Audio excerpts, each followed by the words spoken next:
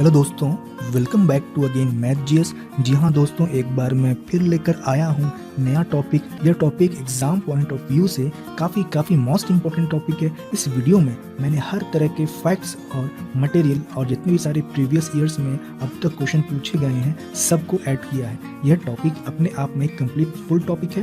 इस वीडियो को देखने के बाद एग्जाम में इस टॉपिक से जो भी क्वेश्चन पूछा जाएगा वह आपसे नहीं छूटेगा।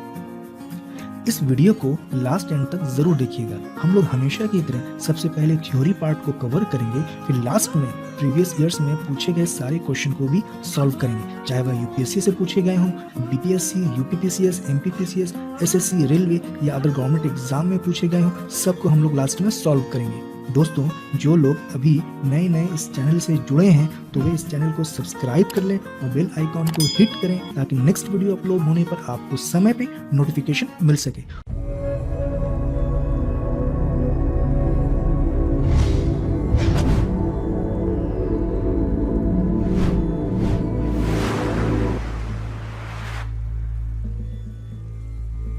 दोस्तों, जो आज हम लोग इस टॉपिक को स्टार्ट करने जा रहे हैं, इस टॉपिक को बहुत ही आसानी से, बहुत सिंपल वे में हम लोग उसको समझेंगे और टेक्निक अप्लाई करके इसको याद करेंगे। इसमें कोई भी ट्रिक से हम लोग याद नहीं करेंगे, बल्कि हम लोग टेक्निक अप्लाई करेंगे। बहुत ही साधारण रूप से इस चीज को माइंड में सेट कर लेंगे, जो कि परमानेंटली हमेशा के लिए याद हो जाएगा। और उसके बाद से एग्जाम में इस टॉपिक से अगर कहीं से भी क्वेश्चन पूछेगा तो क्वेश्चन आपसे नहीं छूटेगा। इस टॉपिक को हम लोग टेक्निक अप्लाई करके माइंड में सेट करेंगे। तो चलिए दोस्तों, इस टॉपिक हम लोग स्टार्ट करते हैं। भारतीय दर्शन का विकास।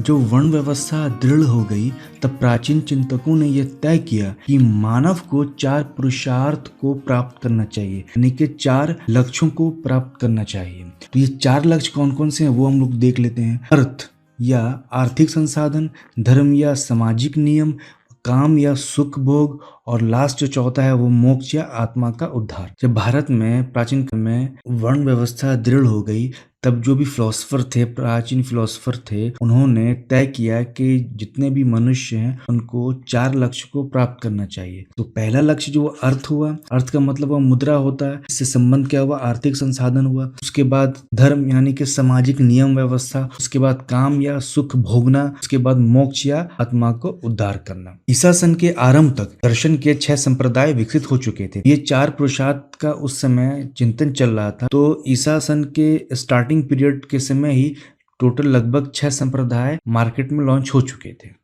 ठीक है, अब वो 6 संप्रदाय कौन कौन थे तो वो हम लोग एक नजर देख लेते हैं। तो पहला था सांख्य दर्शन, उसके बाद दूसरा योग दर्शन, उसके बाद तीसरा न्याय दर्शन, उसके बाद चौथा वैशेषिक दर्शन, उसके बाद 5वां मीमांसा दर्शन, और उसके बाद लास्ट 6ठा वेदांत दर्शन। टोटल 6 दर्शन ईसा के आरंभ में स्टार्ट हो चुके थे। और ये दर्शन, वो 6 का 6 दर्शन जो आया वो पुरुषार्थ यानी कि लक्ष्य को प्राप्ति के लिए आया था। तो चारों लक्ष्य की प्राप्ति के लिए आया था। इसमें चारों लक्ष्य में से सबसे मोस्ट इंपॉर्टेंट जो उस समय लक्ष्य, उस समय जो चिंतन चल रहा था वो मोक्ष की प्राप्ति के लिए। तो भारतीय दर्शन के विकास में मोक्ष को प्राप्त करने के लिए 6 का 6 दर्शन मार्केट में आया, यानी लॉन्च हुआ उस समय प्राचीन भारत में। अब इस 6 के 6 दर्शन को कैसे हम लोग माइंड में सेट करेंगे टेक्निकली, वो हम लोग यहाँ पर आगे देखने जा रहे हैं। पहला सांख्य दर्शन के बारे में हम लोग देख लेते हैं। सांख्य दर्शन के जो प्रवर्तक हो या इस दर्शन को जो प्रतिपादित करने वाले हो वो कपिल मुनि थे। कपिल मुनि द्वारा ही सांख्य दर्शन को प्रतिपादित किया गया। अब इसको याद कैसे रखेंगे, यहाँ पर देखिए ये जो शब्द है कपिल, जो वर्ड जो कपिल है किससे मैच कर रहा है, कपिल देव से मैच कर रहा है। कपिल देव ने उन्होंने क्या कि हम लोग को पहला वर्ल्ड कप दिलाया। तो वर्ल्ड कप दिलाया तो कैसे दिलाया, ऐसे साधारण से तो दिला नहीं सकते हैं। क्या कि उन्होंने बहुत ही चौवा छक्का लगाया, यानी बहुत ही संख्या में रन बनाए। क्या कि कपिल देव ने बहुत ही ज्यादा अधिक संख्या में रन बनाए। रन बनाने की वजह से हम लोगों को क्या मिला, वर्ल्ड कप मिला। ठीक है, तो कौन रन बनाया, कपिल देव ने बनाया। तो क्या बनाया, खूब संख्या में रन बनाया। इसलिए सांख्य का जब भी दर्शन का संबंध आएगा वो कपिल से आएगा, यानी कपिल देव। सांख्य मतलब संख्या, तो खूब संख्या में रन कौन बनाया, तो कपिल देव ने बहुत ही अधिक संख्या में रन बनाया, जिसके वजह से हम लोग को वर्ल्ड कप मिला। जब भी सांख्य दर्शन का संबंध आएगा तो किसका संबंध बनेगा, कपिल से बनेगा। तो कपिल मुनि ने सांख्य दर्शन को प्रतिपादित किया। इस दर्शन का जो कॉन्सेप्ट है वो जगत की उत्पत्ति ईश्वर से नहीं बल्कि प्रकृति से होती है। इस दर्शन का जो कॉन्सेप्ट है उसमें ये कहा गया कि जो जगत है उसकी उत्पत्ति ईश्वर से नहीं बल्कि प्रकृति से होती है, और मोक्ष ज्ञान से प्राप्त किया जा सकता है, ना कि ब्रह्म प्रभाव से। तो सांख्य दर्शन का जो कॉन्सेप्ट है वो भौतिकवाद पे आधारित है। आरंभिक काल में यह भौतिकवाद था, यानी कि मटेरियलिज्म था। बाद में इसमें पुनर्जन्म एवं आत्मा का मिश्रण हो गया। तो ये सांख्य दर्शन का छोटा सा स्मॉल सा थ्योरी है, ज्यादा कुछ नहीं इसमें। उसके बाद अब योग दर्शन। योग दर्शन में हम लोग साधारण रूप से जानते हैं कि आज के समय में बहुत ही योग का एडवर्टाइजमेंट हो रहा है, तो बहुत ज्यादा योग का हर तरफ प्रचलन हो रहा है। तो योग का संबंध किससे है? व्यायाम से। अभी देखेंगे हम लोग वर्तमान में जो बाबा रामदेव हैं वो योग का बहुत ज्यादा ही प्रचार प्रसार में लगे हुए हैं। बाबा रामदेव कौन है? वो कौन है? वो पतंजलि के कंपनी के मालिक हैं। योग का संबंध किससे है? बाबा रामदेव से है। और बाबा रामदेव का संबंध किससे है? पतंजलि से। तो योग दर्शन को जो प्रतिपादित करने वाले जो थे वो पतंजलि ऋषि थे। यहाँ से हम लोग समझ में आ गया। जब भी योग का कॉन्सेप्ट आएगा या जब भी योग दर्शन का क्वेश्चन पूछा जाएगा कि इसको किसने प्रतिपादित किया, तो योग का संबंध बाबा रामदेव से है, और बाबा रामदेव का संबंध फिर किससे है? उनका पतंजलि से है। तो यानी कि योग दर्शन को प्रतिपादित करने वाले जो मुनि थे वो पतंजलि थे। यहाँ से हम लोग को योग दर्शन का याद हो गया। योग का सबको पता है कि इसका संबंध व्यायाम से, एक्सरसाइज से। तो अगर इससे क्वेश्चन बनेगा तो इसी तरह से क्वेश्चन बनेगा, व्यायाम से जोड़ देगा, तो वो तो पता ही है सभी को, इसमें कोई शक नहीं है। अब हम लोग न्याय दर्शन को देख लेते हैं। न्याय दर्शन, तो न्याय दर्शन का बहुत और भी इजी है कि न्याय दर्शन को प्रतिपादित करने वाले थे वो गौतम मुनि थे। तो न्याय दर्शन का संबंध किससे? गौतम से। और गौतम का मतलब क्या हुआ? गौतम बुद्ध हो गया। गौतम बुद्ध का मतलब गौतम का संबंध हो गया गौतम बुद्ध से। हम लोग गौतम बुद्ध याद करके हम लोग इसे जोड़ सकते हैं। तो अब न्याय का संबंध गौतम से क्यों? कि गौतम बुद्ध बहुत शांति प्रिय आदमी थे। उन्होंने अहिंसा का पाठ पढ़ाया, यानी कि उन्होंने न्याय का पाठ पढ़ाया कि सबके साथ एक जैसा समान व्यवहार हो, न्याय हो। इसलिए न्याय दर्शन का जो कॉन्सेप्ट आया है तो कौन दिया है? वो गौतम मुनि ने दिया है। यहाँ से हम लोगों को ये याद हो गया। उसके बाद न्याय दर्शन का जो कॉन्सेप्ट है या थ्योरी उसका है वो तर्कवाद पे आधारित है। न्याय दर्शन में तर्कवाद सिद्धांत को प्रतिपादन है, यानी न्याय दर्शन जो है तर्कवाद सिद्धांत पे काम करता है। और न्याय दर्शन का एक और नाम है जिसको विश्लेषण मार्ग भी कहा जाता है। अब न्याय दर्शन के बाद फिर वैशेषिक दर्शन को देख लेते हैं। तो वैशेषिक दर्शन जो है इसमें भौतिक तत्वों का महत्व दिया गया, यानी मटेरियलिज्म में दिया गया। वैशेषिक को हम लोग याद कैसे रखेंगे? वैशेषिक को याद रखने का सबसे अच्छा तरीका है कि वैशेषिक में क्या छुपा हुआ? विशिष्ट छुपा हुआ। वैशेषिक में क्या छुपा हुआ? विशिष्ट। विशिष्ट के बारे में हम लोग पढ़ रहे हैं, स्कूलिंग में पढ़े हैं, स्कूल में पढ़े हैं क्या? विशिष्ट ऊष्मा। विशिष्ट ऊष्मा, तो विशिष्ट ऊष्मा का संबंध किससे? भौतिक से, फिजिक्स से। तो विशिष्ट ऊष्मा का संबंध फिजिक्स से, और फिजिक्स का संबंध किससे? परमाणु से। और परमाणु का संबंध किससे? कण से। यानी कि वैशेषिक का मतलब वो विशिष्ट हुआ, विशिष्ट का मतलब विशिष्ट ऊष्मा। तो ऊष्मा क्या है? भौतिक एक इकाई है, भौतिक से इसका संबंध है। तो भौतिक का मतलब फिजिक्स से संबंध है। तो फिजिक्स से संबंध किससे है? परमाणु से संबंध है। और परमाणु का संबंध किससे है? परमाणु कण से है। यहाँ से हम लोगों को क्या पता चला कि वैशेषिक दर्शन का जो प्रतिपादन करने वाले हैं वो कणद ऋषि हैं। वैशेषिक दर्शन के जो प्रतिपादन करने वाले कौन है? कणद ऋषि हैं। और वैशेषिक दर्शन में भौतिक तत्वों को महत्व दिया गया है और परमाणु सिद्धांत के बारे में भी यह बताया गया। परमाणु सिद्धांत का जो प्रतिपादन है वो वैशेषिक दर्शन में। तो यहाँ से हम लोग को वैशेषिक दर्शन भी याद हो गया। अब नेक्स्ट है मीमांसा। मीमांसा दर्शन से काफी क्वेश्चन आता है।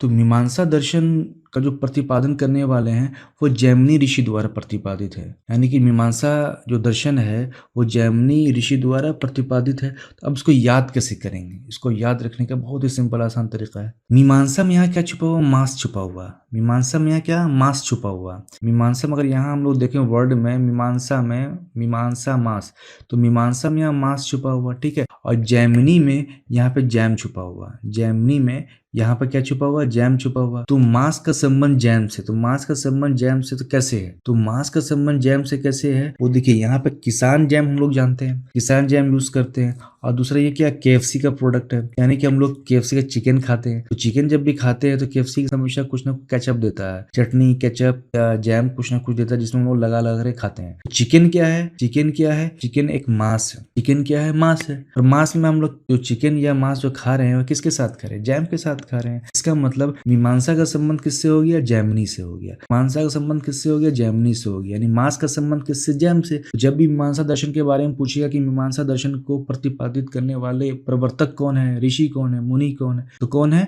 जैमिनी है। इसलिए मीमांसा दर्शन को प्रतिपादित करने वाले ऋषि जो है जैमिनी है। तो यहाँ से बहुत आसानी से याद हो गया। अब इसमें और क्या है? मीमांसा में कर्म को महत्व दिया गया। यहाँ पर कर्म का महत्व है पूर्व जन्म से। यहाँ पर जो कर्म का महत्व जो है वो पूर्व जन्म से जोड़ा गया। तो मीमांसा में जो कर्म का सिद्धांत जो दिया गया हुआ है पूर्व जन्म से दिया गया है। और इसमें कहा गया कि कर्म को ही महत्व देना जो अपनी शक्ति यानी कि अपूर्व से फल प्रदान करने में सक्षम है। तो मीमांसा में कर्म का सिद्धांत दिया गया और अपूर्व का सिद्धांत दिया गया। अब इसको भी याद रखने का बहुत आसान टेक्निक है। मीमांसा में क्या है? कर्म का सिद्धांत। मीमांसा का मतलब बहुत सारे अलग अलग फिलॉसफी है। मीमांसा का मतलब विवेचना भी होता है। मीमांसा का मतलब होता है किसी चीज के बारे में, किसी रहस्य के बारे में पता करना, किसी ब्रह्मांड क्या है, प्रकृति क्या है, मनुष्य क्या है, आत्मा क्या है, परमात्मा क्या है, सबकी विवेचना में मीमांसा के अंतर्गत आता है। यहाँ पे एग्जाम पॉइंट ऑफ व्यू से जो हम लोग समझ रहे हैं वो कर्म का है। तो कर्म का मतलब हो गया कि आप जो भी कर्म कर रहे हैं, अच्छे कर्म या बुरे कर्म, तो कर्म के आधार पर ही आपको पूर्व जन्म का कॉन्सेप्ट अप्लाई होता है। तो यानी पूर्व जन्म का कॉन्सेप्ट किस में है? कर्म से। तो जब भी पूछेगा मीमांसा दर्शन का सिद्धांत किस में है, तो कर्म से। तो कर्म का मतलब हो गया पूर्व जन्म का। यानी दोनों सिद्धांत तो आ गया किसमें? कर्म और अपूर्व का मीमांसा दर्शन में। मीमांसा का मूल अर्थ है तर्क करना और अर्थ लगाना। तो अब तर्क का प्रयोग जो है फिर वो वैदिक कर्मकांडों के लिए किया जाता है। तो मीमांसा का जो मूल अर्थ है तर्क करना और अर्थ लगाना, और ये तर्क अर्थ जो है वो वैदिक कर्मकांडों के लिए प्रयोग किया जाता था। और मीमांसा के अंतर्गत ही वेद को ही शाश्वत माना गया है। मीमांसा में ही वेद को शाश्वत सत्य माना गया है।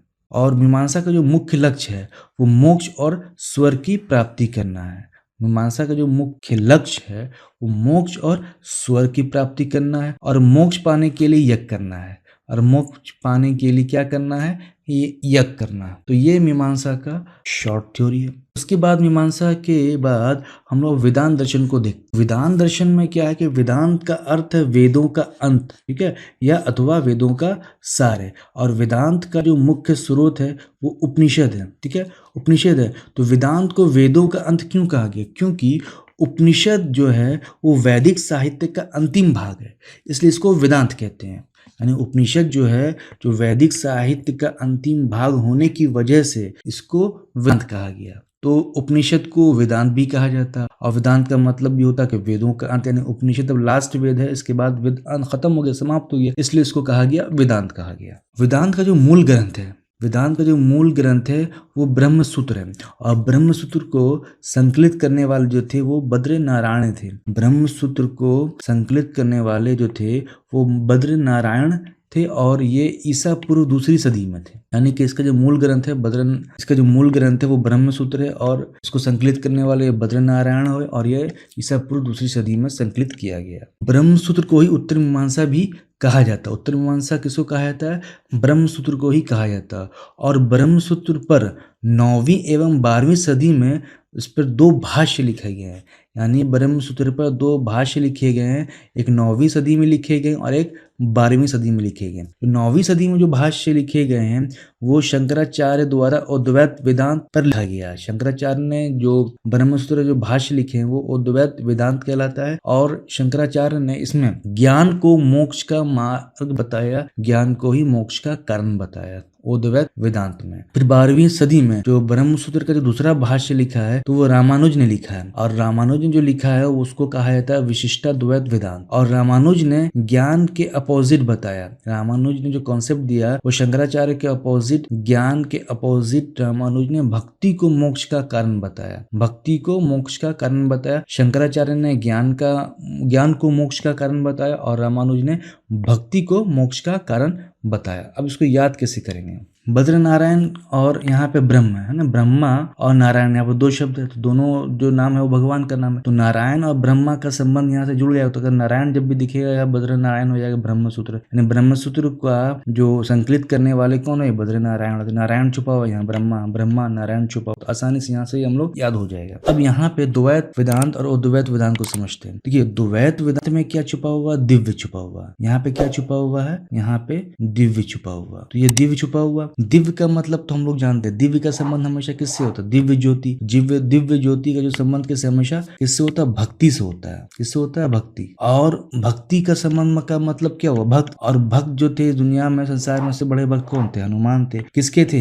राम के थे। तो इसका मतलब हुआ भक्ति का संबंध किससे जुड़ गया? राम से जुड़ गया। यानी कि विशिष्ट द्वैत वेदांत जो है उसका संबंध भक्ति से, और भक्ति का संबंध किससे? राम से। तो यानी यहाँ से हम लोगों को याद हो गया कि रामानुज ने विशिष्ट द्वैत वेदांत का भाष्य तैयार किया था, और इसमें भक्ति का कॉन्सेप्ट दिया गया मोक्ष के लिए। अब अद्वैत में जैसे इसका अपोजिट हो जाएगा, ठीक है। तो अद्वैत में जो है वो शंकराचार्य ने लिखा था, तो इसका जस्ट अपोजिट है ये। इसलिए जब भी अगर पूछेगा अद्वैत, तो अद्वैत में हम लोग सोचेंगे द्वैत। द्वैत किसने? द्वैत का संबंध किससे? दिव्य से। दिव्य का संबंध भक्ति से। भक्ति का संबंध किससे? राम से। तो यहाँ इसका मतलब ये हो कि द्वैत वेदांत को करने, जो विशिष्टा द्वैत वेदांत जो है उसको तैयार करने वाले कौन थे? रामानुज थे, ठीक है। प्रतिपादित करने वाले कौन थे? रामानुज थे। और ये क्या है? ब्रह्मसूत्र का इसमें भाष्य है, ठीक है। तो दो भाष्य है, एक 9वीं एक 12वीं सदी में। और जस्ट उसका अपोजिट हो गया अद्वैत। अद्वैत यानी कि शंकराचार्य द्वारा प्रतिपादित। तो यहाँ से हम लोगों को ये याद हो चुका है। आगे जब हम लोग क्वेश्चन सॉल्व करेंगे तो ऑटोमेटिकली देखेंगे अपने आप क्वेश्चन सॉल्व होता जाएगा। अब उसके बाद एक और जो है जीवन के प्रति भौतिकवादी दृष्टिकोण। अब भौतिकवादी दृष्टिकोण जो था वो क्या था, और भौतिकवादी दृष्टिकोण में कौन कौन सा जो संप्रदाय वो जुड़ा उसको हम लोग देख लेते हैं। तो सांख्य दर्शन और वैशेषिक दर्शन ने भी भौतिकवादी दृष्टिकोण प्रस्तुत किया है, ठीक है। सांख्य दर्शन ने भी और वैशेषिक दर्शन ने भी भौतिकवादी दृष्टिकोण प्रस्तुत किया है। भौतिकवादी दृष्टिकोण आजीवक में भी पाए जाते हैं, ठीक है। तो आजीवक जो भी थे वो भी भौतिकवादी दृष्टिकोण उसमें भी पाए जाते हैं। भौतिकवादी दृष्टिकोण का जो यहाँ पर जो संबंध है, मतलब है, वो किससे? नास्तिकवाद से। नास्तिक है यानी एथिस्ट है, जो ईश्वर पे विश्वास नहीं करते, जो सिर्फ मटेरियलिज्म पे ही विश्वास करते हैं कि ये दुनिया ही सब कुछ है, ये दुनिया में जीना है, जीने के बाद मर जाना, मरने के बाद कुछ भी नहीं है। तो ये नास्तिक का कॉन्सेप्ट है, एथिस्ट का कॉन्सेप्ट है। तो आजीवक जो लोग थे वो एथिस्ट थे, नास्तिक थे। और भौतिकवाद दृष्टिकोण आजीवक में भी पाए जाते हैं जिन्होंने गौतम बुद्ध के समय में नास्तिक दर्शन स्थापित किया था, ठीक है। यहाँ पर नास्तिक दर्शन आ गया। गौतम बुद्ध के समय में नास्तिक दर्शन को स्थापित किया गया था, और ये आजीवक के द्वारा भी स्थापित किया गया था। भौतिकवादी दर्शन का प्रमुख प्रवर्तक चारवाक हुआ। चारवाक, ठीक है। तो उसको याद कैसे रखेंगे टेक्निक से? चारवाक में क्या है? वाक है, ठीक है। चारवाक में क्या? वाक। वाक में चलना। तो वाक चलना का मतलब क्या हुआ? फिजिक्स से कॉन्सेप्ट आ गया।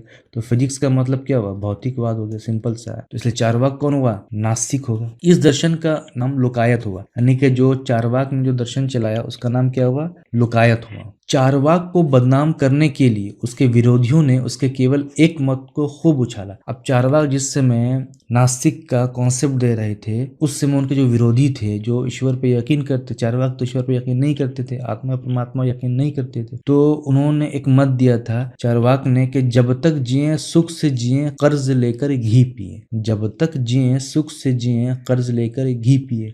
तो दोस्तों अब हम लोग क्वेश्चन स्टार्ट करते हैं। अब देखिएगा कि क्वेश्चन जो हम लोग सॉल्व करने जा रहे हैं बहुत ही आसानी से चुटकी में सॉल्व क्वेश्चन होगा। कैसे होगा? अब देखिए, निम्न में से किस भारतीय दर्शन ने परमाणु सिद्धांत का प्रतिपादन किया?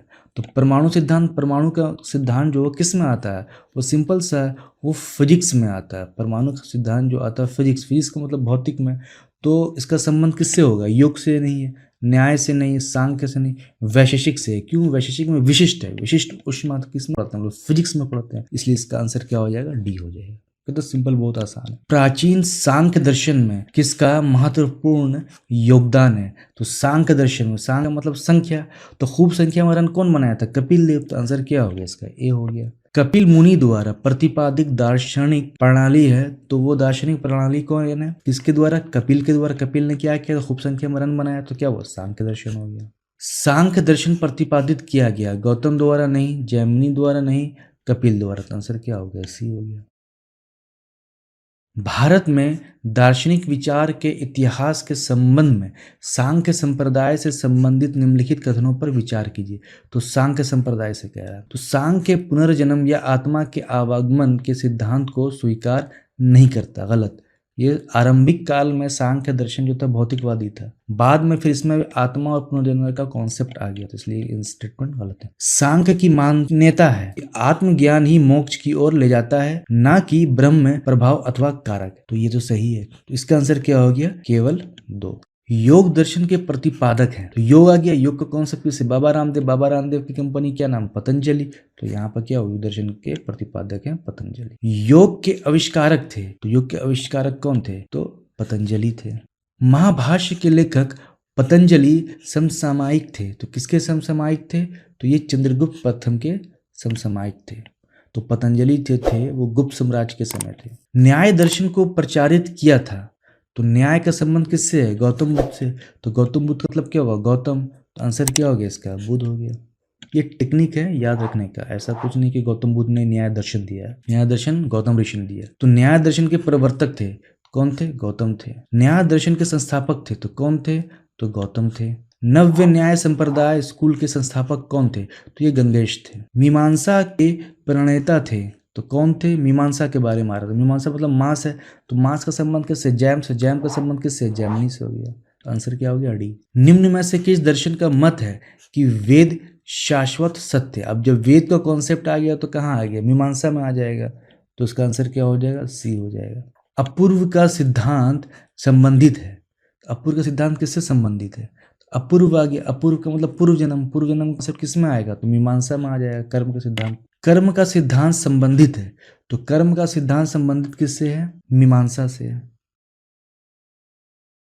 निम्नलिखित युग्मों में से कौन सा एक भारतीय षड दर्शन का भाग नहीं है? षड का मतलब छह, तो छह दर्शन का भाग नहीं है। तो मीमांसा दर्शन है, वेदांत दर्शन है, न्याय दर्शन भी है, वैशेषिक दर्शन भी है, सांख्य दर्शन भी है, योग दर्शन भी है। लोकायत अक्कापालिक नहीं है। ये दोनों क्या है? ये दोनों षड दर्शन से बाहर, यानी कि ये लोग क्या? नास्तिक थे। इसलिए इसका आंसर क्या हो जाएगा? सी हो जाएगा। निम्नलिखित में से अद्वैत वेदांत के अनुसार किसके द्वारा मुक्ति प्राप्त की जा सकती है?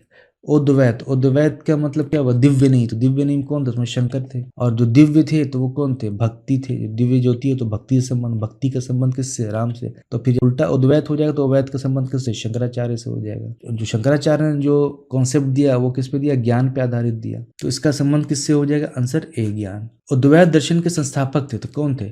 शंकराचार्य थे। निम्न में से किसका संबंध वेदांत दर्शन के साथ नहीं है? तो वेदांत दर्शन के साथ नहीं कह रहा, ठीक है। तो वेदांत दर्शन के साथ शंकराचार्य जी इनका है, रामानुज का भी है, माधव का भी है, ठीक है। अभिनव गुप्ता का नहीं है। तो इसलिए इसका आंसर क्या हो जाएगा? इसका आंसर हो जाएगा बी।